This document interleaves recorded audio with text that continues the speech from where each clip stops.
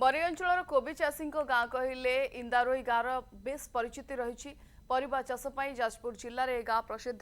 चलित वर्ष यह गाँ सहित आखपाख गाँव चाषी अनेक कोबी चाष करते चाष भी भल होता भल रोजगार हेब परिवार खुशी आसवा आशा भी थिला किंतु हठात दर कमिज चिंतार पड़ते चाषी। प्रथमे बात्या दाना प्रभाव में लगान वर्षा जोगु कियारी रे पानी जमी कोबी बैगण टमाटो झुड़ंगा आदि फसल नष्ट होता हेले चाषी माने धैर्य रखी धार करज करी परिबा चाष करथिले। विभिन्न प्रकार कोबी चाष सहित अधिक परिमाण में फुलकोबी चाष करथिले। मात्र 4 मास धरी बिलरे अक्लांत परिश्रम करी अमल बेलकु दर कमी जिबारु चाषी को क्षति सहिबाकु पड़ुछि। आशा अनुसार और परिश्रम अनुसार फल न मिलिबारु दुख प्रकाश करिसेंति। प्रथमे कोबी गोटे 40 एवं परे 30 फल रे चाषी माने परिवार प्रतिपोषण केमती करिवे एते कम टंकारे ताकु नै चिंता प्रकाश करिसेंति। सरकार और जिला प्रशासन एथिपाई दृष्टि देवाक चाषी अनुरोध करछथि।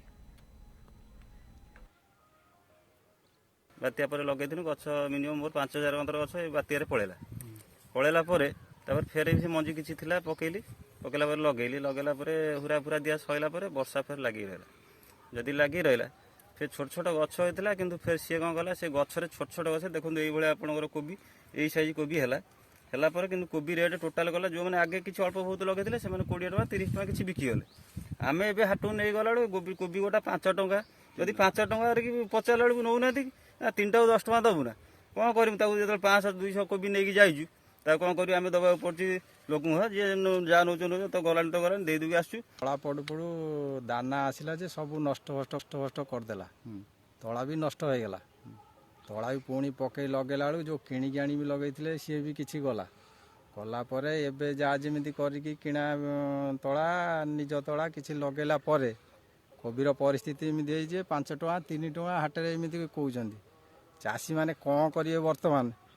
माने सार पैसा देवे ना ट्रैक्टर पैसा देवे ना मजूरी को देवे कौन करेंगे किसी कौन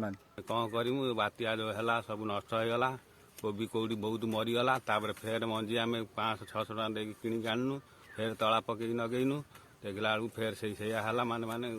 हाट में कई तो नौना दे सब बासी कोबी सब फेर फेर आनी घर को गोरु आगे पकाऊँगी